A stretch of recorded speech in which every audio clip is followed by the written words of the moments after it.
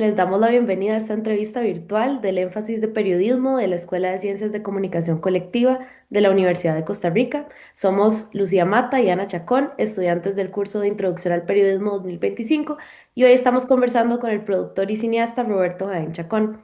Con su autorización, esta actividad está siendo grabada para ser eventualmente compartida en diferentes plataformas estudiantiles. Roberto Jaén obtuvo su bachillerato en Ciencias Políticas de la Universidad de Costa Rica en 2010. En 2014 se graduó en Dirección de Cine en la Escuela Internacional de Cine y Televisión en Cuba. Y en 2018 obtuvo la maestría en Comunicación. Jaén es director, escritor y productor audiovisual. En dos ocasiones ha recibido el Premio Nacional de Cultura, primero como director y guionista de la serie documental Animales Políticos de 2021 y después como director de la serie documental Platos Rotos de 2023, ambas realizadas en colaboración con Canal 15 UCR. Es curador del programa Preámbulo del Centro de Cine y Audiovisual y ha impartido clases en universidades privadas y en la UCR. Y hoy conversaremos con él sobre los retos y oportunidades para la industria del cine y la producción audiovisual en Costa Rica. Bueno, para empezar esta entrevista, queríamos preguntarle que considerando su participación en espacios de producción, de distribución y de formación de talentos, en el marco de esta ley de atracción de inversiones, ¿qué cambios requeriría la industria y la formación del talento nacional para ofrecer condiciones laborales o productivas estables? Bueno, muchas gracias por la invitación, Ana y Lucía. Yo creo que primero que todo, todavía no somos una industria per se. Somos una protoindustria que tiene como un diseño o una ingeniería, digamos, institucional que ha ido mutando a través del tiempo y que actualmente tiene algunas cosas como la ley de atracción de inversiones o la ley de cine en Costa Rica que han ayudado a que se forme la industria. Pero la respuesta, digamos, que es muy compleja también, que podría ser una pregunta después, es que necesitaríamos primero una industria. O sea, como actualmente una persona que se dedica al audiovisual, eh, por ejemplo, qué sé yo, un asistente de cámara, idealmente debería solo realizar proyectos cinematográficos o documentales o televisivos de alta gama como asistente de cámara y muchísimas de estas personas tienen que recurrir a otros trabajos, en el mejor de los casos publicidad, en el peor de los casos completamente otra cosa. Eh, la especialización, por supuesto, es importantísima, pero por las características de nuestra industria, todavía todos tenemos que ser un poco de todo. O sea, todos nos toca ser directores, productores, escritores y eso no es lo mejor. Una manera en la que la industria podría mejorar sería si, en efecto, la ingeniería institucional permitiera verdaderamente como un camino desde el desarrollo hasta la distribución, que asegure una serie de roles que sean bien remunerados, que tengan acceso a diferentes recursos, que tengan acceso a capacitación y demás, pero en Latinoamérica particularmente el cine y el audiovisual pasan por política pública y aquí estamos en camino de que esa política pública tenga como sentido, pero recién hasta este 2025 fue que se aprobó la ley de cine, no está reglamentada aún, en algún momento lo estará. Pero bueno, ahí veremos entonces cómo podría esa pregunta ser respondida de una mejor manera. Por ahora yo la respondería así. Hay que tener primero como una industria más establecida. El apoyo estatal consiste en el Fondo Concursable del Fauno o contactos y mercadeo para coproducciones o inversión extranjera, como el Costa Rica Media Market. ¿Usted cree que el sector está aprovechando realmente esas ventanas? Sí y no, y quiero matizar esa respuesta. Por supuesto que el fauno es importantísimo. El fauno es además un fondo que es relativamente accesible, es decir, es una empresa jurídica constituida legalmente, no tiene que estar como permanentemente moviéndose.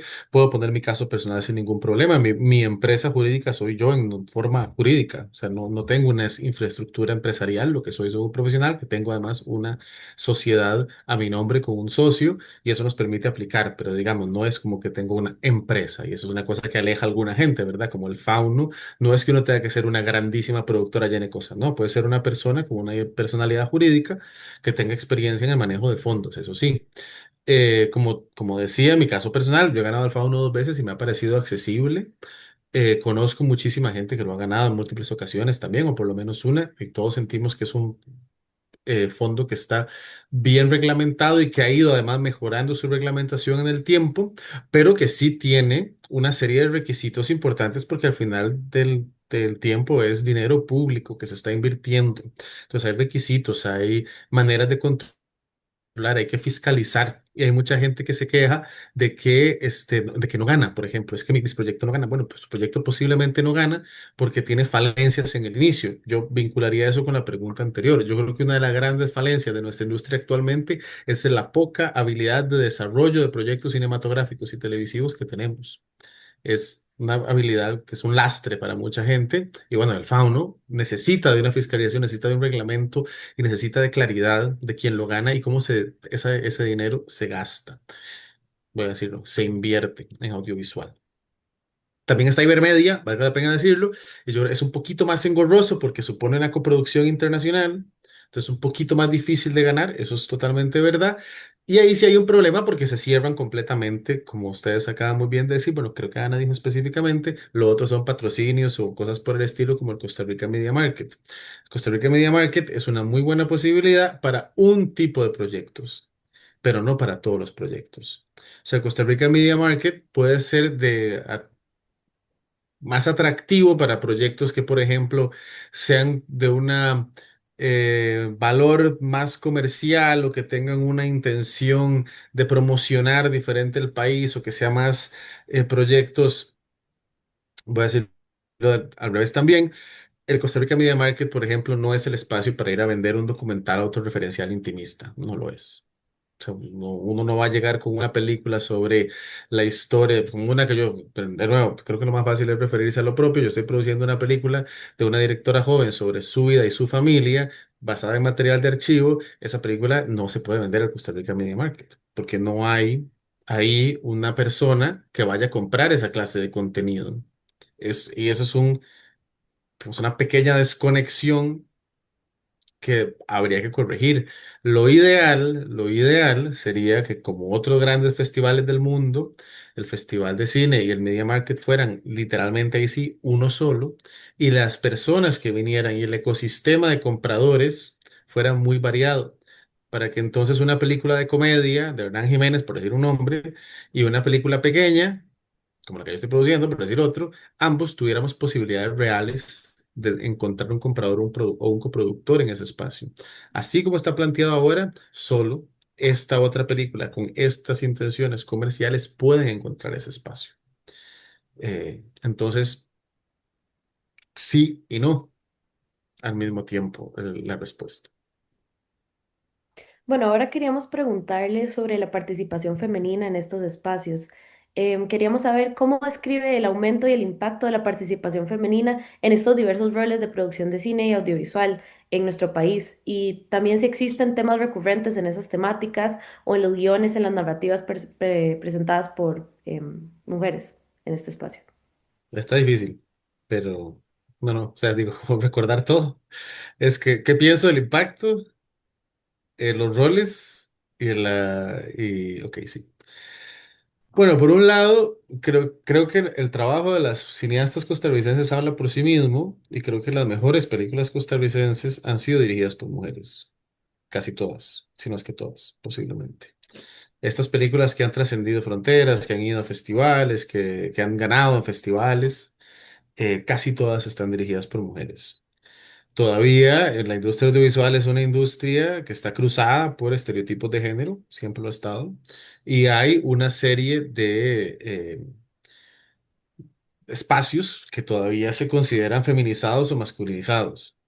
Por ejemplo, la dirección de arte se relaciona con mujeres y la fotografía se relaciona con hombres en su mayoría, por más de que tengamos fotógrafas, gaffers, grips, asistentes mujeres, todavía se siente un espacio más masculino y a veces se valida más al hombre en la dirección de fotografía, por decir algo muy particular. Eso obviamente va cambiando con el tiempo y ha ido cambiando con el tiempo, pero también requiere de también la conciencia del productor. Hay películas o hay proyectos, yo he liderado algunos de esos que hemos decidido abiertamente que el 50% del crew tiene que ser femenino y no puede ser como cualquiera, sino tiene que ser como roles específicos. Hay otras que también incluso van un paso más allá y otras que no, y no importa. O sea, todo bien. Nadie tiene por qué decidir eso y no es una política pública hasta que lo es. Y el Fauno, por ejemplo, pide eso, que las cabezas de equipos, el 50% sea una mujer. Y eso es muy positivo, por cierto. Eso es, la representación es muy importante. Y que hay que matizar un poco. Hay que matizar porque, por ejemplo, Laura Astorga, la directora nacional, directora de Princesas Rojas, Laura Astorga algún día me dijo, y creo que lo ha dicho también públicamente, no creo que esté haciendo una, o sea, ella lo ha repetido de manera pública, pero lo recuerdo cuando me lo contó a mí, que las directoras mujeres, por ejemplo, habían tantas directoras mujeres posiblemente porque en el trabajo asalariado, en la publicidad, por decir un ejemplo, no eran contratadas tanto. Entonces, que había una pequeña paradoja, porque las mujeres directoras nacionales, escritoras, tenían éxito produciendo sus películas y desarrollando sus proyectos, pero el desarrollo de una película en Costa Rica tarda mucho, o sea, como mínimo 2, 3 años, mínimo, tirándolo bajo. Y entonces durante ese tiempo no estaban siendo contratadas para dirigir otros formatos publicitarios o televisivos, por ejemplo. Entonces había como una pequeña paradoja. Tal vez el éxito de las mujeres pasa por no haber sido tomadas en cuenta realmente en otra parte de la industria. Esto es una tesis, yo personalmente, yo no he trabajado mucho en publicidad, no es un nicho para mí, pero con las referencias que tengo, en efecto, la dirección por mujeres era mucho menor y así ha ido observándose esa brecha, pero en efecto parecía que esa teoría tenía bastante asidero y de hecho, digamos, con números, Laura lo había probado. Sobre lo que significan las temáticas, a mí me parece, más allá de que algunas temáticas se repitan, que yo creo que es poco relevante que yo las mencione aquí, María Lourdes Cortés ha hecho extensivos análisis de las temáticas costarricenses. Yo sí quiero decir una cosa, son más interesantes. O sea, las directoras femeninas han tenido en sus películas una gran virtud que la gran mayoría de directores hombres de ficción no lo han hecho. Digo ficción porque tal vez en documental es un poquito diferente, pero por lo menos en la ficción hay una serie de temáticas que los hombres no hemos tocado y por supuesto me incluyo porque no he hecho ninguna película al respecto, como por ejemplo las nuevas masculinidades, como por ejemplo la diversidad sexual desde un punto de vista masculinizado, que son problemáticas propias de lo masculino, de la masculinidad como la entendemos ahora, que las mujeres sí han tocado que ciertamente la experiencia de ser mujer problematizada en el tiempo con lo mejor y lo peor, por ejemplo, en Tengo Sueños Eléctricos, una película que además de ser muy buena estéticamente, es profundamente valiente en su tratamiento. La directora Valentina Maurel problematiza en un adolescente que está creciendo una relación con un adulto, que a todas luces no es impropia, es lo que sigue de impropia. Pero es algo que hay que reflexionar sobre nuestra sociedad. Esa violencia patriarcal, familiar y de relaciones de ese tipo, no es que no existe, existe. Entonces hay que representarla y retratarla, por más de que no estemos de acuerdo. En mi opinión, la mayoría de las películas dirigidas por hombres de ficción no tratan esos temas. Y si los tratan, o sea, problematizar esas temáticas. Y si las problematizan, lo hacen de una manera muy superficial y laxa. Entonces yo creo que más allá de cuáles son las temáticas, creo que lo más interesante es que las mismas sí se tratan de una manera diferente, profunda, interesante y problematizada desde la mirada femenina. Bueno, ahora por otro lado, completamente diferente. em, la inteligencia artificial está impactando la producción de cine y audiovisual desde los guiones hasta la postproducción y distribución. ¿Usted cree que debería la SCC estar enseñando ya estas herramientas, tanto en los aspectos creativos como técnicos y éticos? ¿Y las domina usted y las ha utilizado? Esta va a ser la respuesta más simple de todas. Mi respuesta es lo único que tiene que hacer la SSCC es decir al estudiantado, eso es una herramienta mediocre y yo soy, en este caso particular, soy como el más boomer de los boomers de la historia. No confío, no me interesa, me parece que reviste, que quita completamente elementos importantísimos de reflexión, de cuidado, de profesionalización y reflexión y pensamiento crítico del profesional en cine y audiovisual. La IA lo liquida. No solo liquida eso, sino que además liquida trabajos, liquida procesos, liquida un montón de cosas. Ahí sí, yo voy a ser este tipo de persona cuando ya no estoy tan joven, pero cuando esté más viejo aún, voy a ser la persona que va a seguir quejándose mirando al cielo por la inteligencia artificial. Y de la SSCCC, lo único que esperaría es que vigile que el proceso va a ser indetenible, eso es evidente, y que vigile que el mismo tenga profundos raíces éticas en el estudiantado que va a trabajar profesionalmente. ¿Y usted ha propuesto sus producciones para ser distribuidas en plataformas de streaming globales como Netflix o Disney? ¿Y cuál es su visión panorámica sobre las ventajas y desventajas en los cambios de patrones de consumo del audiovisual? Yo personalmente no, porque todas las producciones que he hecho de gran escala, como Platos Rotos o Animales Políticos, han terminado en plataformas gratuitas porque también el interés es otro. Platos Rotos tiene un interés también de memoria histórica y es como cerrarla y venderla así en una plataforma no tenía ningún sentido. Y Animales Políticos todavía más. Animales Políticos era una serie que buscaba acercar la política a la gente y lo último que hubiera hecho sería tratar de cerrar su distribución. Más bien al día siguiente de aparecer en el 15 y en Cinart, estaba, no, ni siquiera al día siguiente, al mismo tiempo ya estaba disponible para buscar en YouTube y eventualmente en la plataforma del 15 UCF. No obstante, sí, he tenido, por ejemplo, cortos que se han, o trabajos más de carácter institucional que se han ido hacia otro tipo de plataformas, no estas que mencionan en especial. Yo creo que es importante tener una, y voy a volver al inicio de alguna manera, como un panorama y una ingeniería estatal de producción suficientemente buena para que las producciones costarricenses sean atractivas para esas plataformas, que ahí sí no, o sea, creo que son importantísimas. Creo que median mucho el contenido que ve la gente y también desconfío. Desconfío profundamente. Siempre cuento lo mismo y me agrada contarlo. En preámbulo, que ponemos tantas pelis. Yo en algún momento tenía miedo de poner pelis que estuvieran en Netflix. Y en algún momento reflexioné con una peli que se llama Atlantic, de Mati Diop, una directora francesa senegalesa, que Atlantic estaba en Netflix porque tuvo muy buena acogida en Cannes y Netflix la compró y estaba en el catálogo principal de Netflix. Y yo en algún momento tuve dudas si ponerla en preámbulo y después reflexioné que no había ningún problema porque estaba completamente seguro y no tenía la más mínima duda que ni una sola persona iba a haber recibido esa recomendación de parte del algoritmo. O sea, es una película que Netflix compró y estaba enterrada al fondo del, digamos, de la biblioteca de títulos. Y en efecto, ese día a la sala habrán llegado, no sé, 50 personas o los que hayan sido, y les presenté la película y lo último que les dije fue, y por cierto, ¿alguno de ustedes esta peli se la recomendó Netflix? Y obviamente nadie levantó la mano y les dije, es que está en Netflix, está ahí. Simplemente el algoritmo nunca se la va a recomendar porque es una segunda película de una mujer senegalesa. Y les va a recomendar primero la última tontera que produjo Netflix por millones de dólares, como la que dijeron los hermanos rusos. Cuesta como 270 millones de dólares y es inmirable, o sea, no se puede mirar. Pero también Netflix compró esa peli de Mate Diop y la enterró. Entonces yo también desconfío mucho de las plataformas al mismo tiempo. Entiendo la necesidad, entiendo que el streaming es una manera, entiendo que la gente empezó a consumir diferente, entiendo su necesidad dentro del ecosistema. Yo mismo, por supuesto, tengo cuentas en algunas de estas plataformas.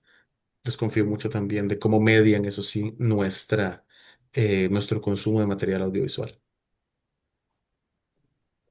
Bueno, con las popularidades y bajo costo de formatos ultracortos como Reels, Shorts y TikToks, pero también películas completamente producidas con dispositivos móviles y no con 16 milímetros, ¿cree usted que deberían nuestras universidades estar enseñando a trabajar en estos nuevos formatos? Yo no creo que haya que enseñar a trabajar en estos formatos, creo que hay que entender la manera en cómo la gente produce. Y no es decir como vamos a producir en esto, es decir, ¿por qué no hacemos un corto en formato vertical? Que por ejemplo yo lo he hecho. ¿Por qué no hacemos un documental que tenga características propias de la plataforma final? O sea, este, yo considero que es más útil entender todos los posibles formatos, salidas y el lenguaje de cada uno, que solo decir es que este es el futuro. A mí me parece más importante que un chico y una chica entiendan que un documental se puede contar en 60 segundos y hay ejemplos, qué sé yo, 60 Second Doc de New York Times o Great Big Story, una muy buena plataforma de documentales, documentales de 60 segundos, 120 segundos. Y se podría filmar vertical y está buenísimo que sea así. Pero ahora es que Lo que yo sí consideraría peligroso es que todos consideremos producir el mismo tipo de contenido que nos están diciendo que consumamos. Eso sí me sería muy peligroso. O sea, como que todo el mundo quiera ser creador de contenido me parece un problemón. Que todo el mundo entienda las posibilidades reales de comunicación que tienen algunas ventanas de distribución como TikTok, eso me parece maravilloso. O sea, creo que hay que matizar un poco cuáles son los aprendizajes y los retos de este tipo de formatos.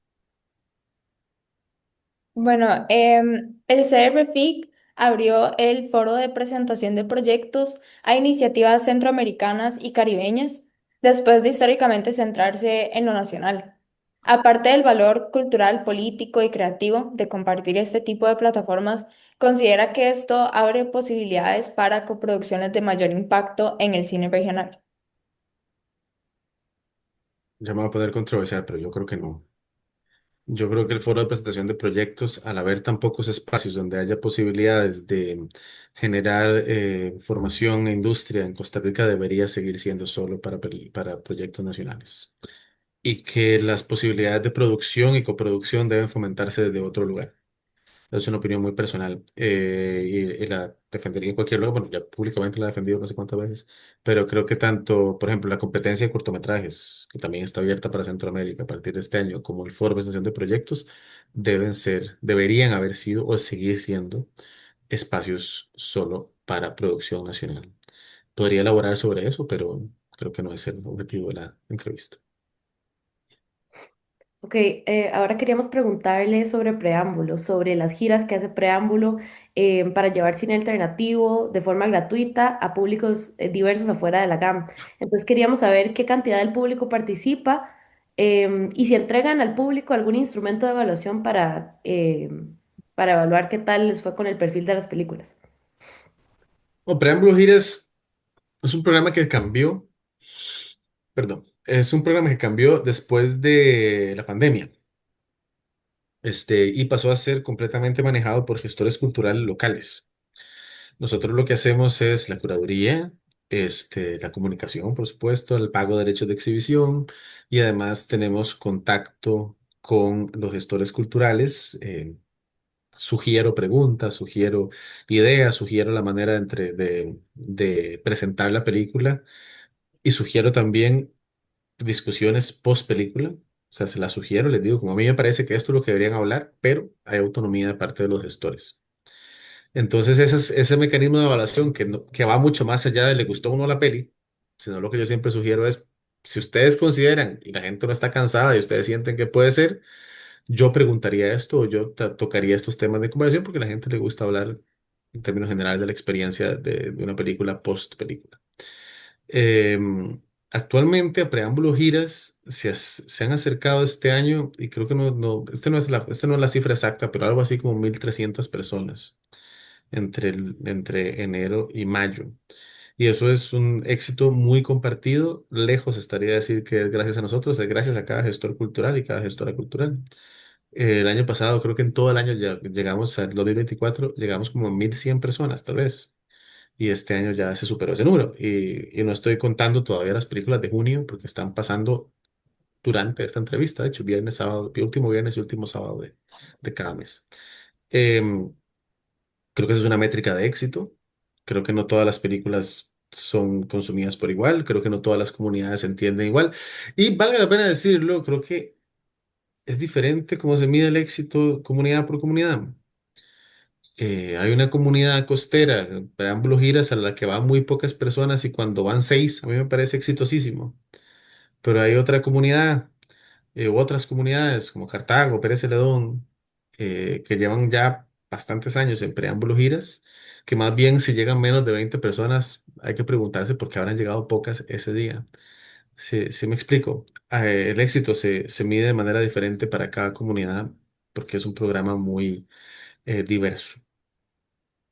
¿Y cómo evaluaría también usted el éxito que ha tenido Preámbulo como porque la curaduría también implica como en la programación fomentar como temáticas importantes y como cine que habla sobre problemáticas importantes como en la actualidad? ¿Se cree que esto ha tenido como un verdadero impacto en las audiencias que han podido acceder a estas proyecciones. Bueno, preámbulo es un caso peculiar. Yo entré a preámbulo en el 2022, sí, 2022, y el primer año como que más bien estudié, traté de entender qué era, inclusive después hicimos una encuesta de audiencias. Y digo esto porque en la medida en que algo es exitoso, tiene un impacto, tiene que ver con la fidelización de la audiencia. Y yo empecé a entender que la audiencia de preámbulo es mucho más homogénea de lo que pensaba, primero que todo. Siempre pensé que, y tenía ciertas características más juveniles de las que yo pensaba o con las que yo entré. Por ejemplo, 75% de la población que va a preámbulo son adultos jóvenes o jóvenes, o sea, son de 18 a 36 años. Y cuando yo entré a preámbulo, yo entendía o me habían dicho que antes de la pandemia preámbulo era un espacio para más adultos mayores o adultos adultos, o sea, sobre 45 años. Y resulta que no, todo lo contrario. Más bien 3 de cada 4 personas son adultos jóvenes. O bueno, ese fue el proceso de renovación de la audiencia desde que yo ingresé. Eh, También me fue muy importante entender la audiencia, entender lo que estaba. Es importantísimo estar ahí, ir y conversar con la gente y que la gente pueda reclamarle a uno como, ¿qué película más mal? Y yo, sí, bueno, lo siento. Eh, Porque el éxito o el impacto de preámbulo se mide después en, también lo he dicho varias veces, como uno, para mí uno de los máximos éxitos que tuve fue poner una película de un documentalista que se llama Frederick Wiseman. Creo que yo soy el mejor documentalista de todos los documentalistas, pero hace películas muy largas. Y una vez fueron 12 personas a ver una película de 4 horas. Y esas 12 personas se quedaron sentados en su butaca durante 4 horas. Y a ese me dijeron muchas gracias por poner esta película. Y yo dije, sí, esto es un triunfo total. O sea, esta es una audiencia fidelizada que viene a ver cualquier cosa. O sea, ya puedo poner lo que yo quiera, no mentira, pero además puedo poner películas de muy diversas y sé que hay una parte de la audiencia que va a estar inclusive con esa película tan difícil. Y entender que todo es un balance. Entonces, que por ejemplo el mismo fin de semana pueden convivir sin ningún problema. Y para atender a los diferentes públicos dentro del mismo público, Ten Things I Hate About You, Monster de Corea y La Casa y los Perros de una documentalista portuguesa, de un documental observacional en que casi nadie habla. O sea, son tres películas completamente diferentes y las tres tuvieron audiencia y las tres tienen que ver con la necesidad de preámbulo, de respetar, digamos, a su audiencia, proponerle cine, pero también a veces entender que el cine también es lúdico, es jugar, es nostalgia, es muchas cosas al mismo tiempo. Yo quisiera preguntarle nada más como para ya ir cerrando, si Preámbulo ha tenido algún caso de alguna peli que proyectan que tiene que ver con algún tema actual en Centroamérica o el Caribe y que haya tenido cierta como incidencia en las personas que van a ver la película o que realmente mueve a la audiencia.